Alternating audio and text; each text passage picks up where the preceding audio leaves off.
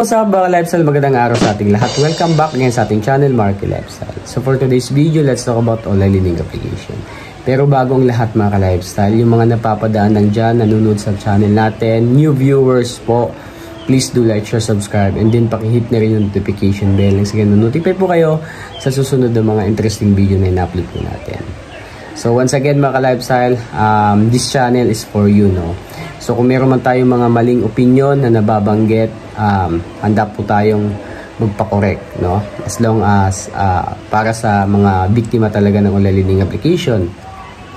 So once again mga ka-lifestyle, linawin ko lang po, no? Yung mga na-rebook na ng mga online learning application, na shutdown na, yun po talaga yung mga online learning application na hindi na po talaga dapat bayaran, no?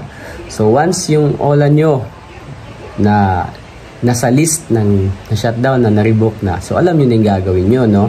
Pero yung mga na-raid lang ng mga online learning application and then registered pa rin sa SEC, pero naharas kayo, alam naman natin, ano, even if yung mga online learning application is registered sa SEC, no, meron silang license to operate, pero napakarami pa rin mga complaints against sa kanila na naharas sila ng mga agent ng mga OLA na to.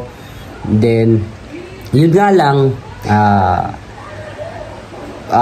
walang enough evidence, that's why hanggang raid lang, no? Hindi talaga totally na continue yung case, but then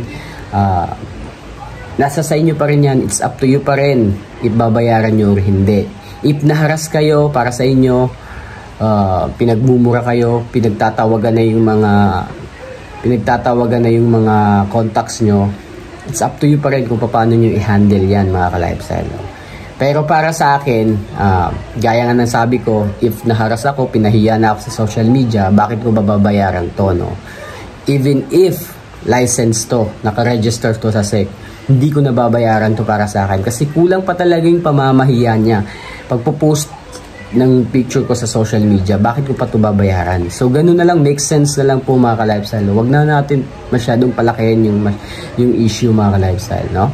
So yung point lang naman talaga ng channel na to is to help those people na medyo uncomfortable na yung feelings. Kumbaga hindi na alam yung gagawin. Kasi alam naman talaga natin pag na-involve tayo sa online learning application, halos mabaliw tayo sa kakaisip ng solusyon kung paano natin babayaran tong mga online learning application na to. Ngayon, gaya nga ng sabi ko, yung pinaka main point talaga ng channel na to is para dun sa mga lugmok na talaga hindi talaga alam yung gagawin, ano? Especially yung mga taong hindi alam na yung mga OLA nila na nautangan is revoke na or totally shutdown na. So yung pinaka-lihiti mo talagang dapat natin gawin mga ka-lifestyle para malaman talaga natin kung yung OLA na to or online learning application na to is registered or revoke na, is punta lang po tayo sa SEC registration, I mean SEC website, no? Yun talaga yung medyo mali natin minsan kasi hindi kagad tayo nagre-rely doon sa website ng SEC. That's why medyo yung mga nasasabi natin minsan is mali. Pero doesn't mean mga ka-lifestyle stop na natin yung pagbibigay motivation, pagbibigay ng advice sa mga biktima ng online learning application, no? Hindi tayo perfectong tao, nagkakamali din tayo. So gaya nga nasabi ko, once na na-raid na yung mga online learning application, it's up to you kung paano nyo i-handle yan, ano? Pero as long as nakaka-receive kayo ng death threats sa mga online learning application na na-raid lang pero hindi na-revoke, it's up to you kung paano nyo i-handle yan, no? Pero para talaga sa akin, meron talaga akong point of view. Para sa akin, pag naharas na talaga ako, then pinagtatawagan na, pinhahiya na ako sa social media, hindi ko na talaga babayaran yan. Para po talaga sa akin yan, ha? So experience ko rin yan. So it's up to you kung how you deal it, no? Para sa akin po talaga yan. Then yun, kung sa tingin nyo mali ako, sa tingin nyo tama kayo, bayaran nyo yung online learning application nyo. no? Pero in the end of the day mga lifestyle, once na wala kayong pambayad, pwede nyong balikan yan anytime, no? Kasi nandyan lang po talaga yan, hindi mawawala yung balance nyo as long as nandyan pa yung SIM card nyo, active pa, pwede nyong balikan anytime yan, no? OTP lang naman yung hinahanap mga ka-lifestyle.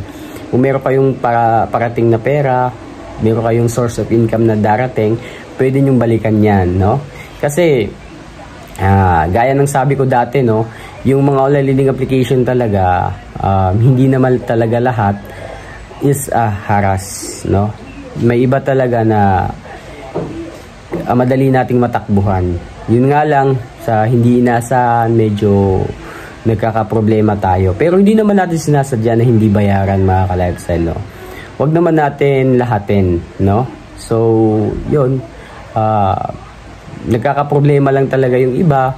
Then, meron talagang iba sinasamantala. Like yung mga Ola farmers na nananamantala ng mga kahinaan ng online lending application.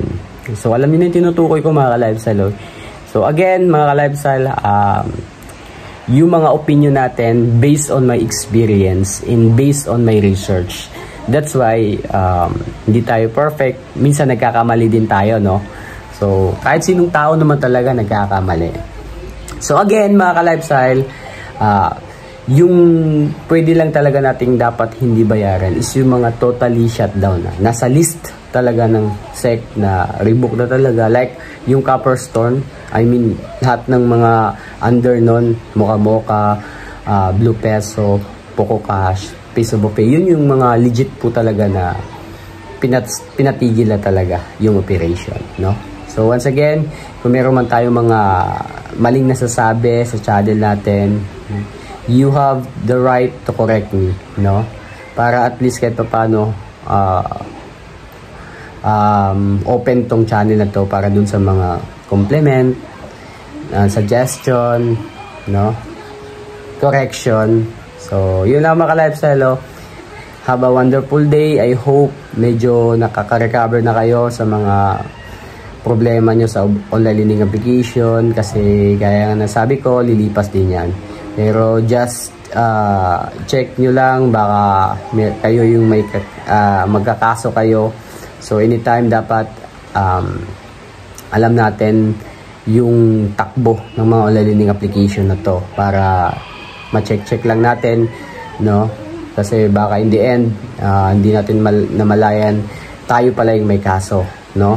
Pero I highly suggest lahat ng mga form of threats na coming from different online lending application nyo na sa tingin nyo na-harass kayo, save nyo lang, screenshot nyo lang para meron kayong enough evidence, concrete evidence in the end of the day if magkakaso man kayo, di ba? So yun lang mga ka-lifestyle, peace.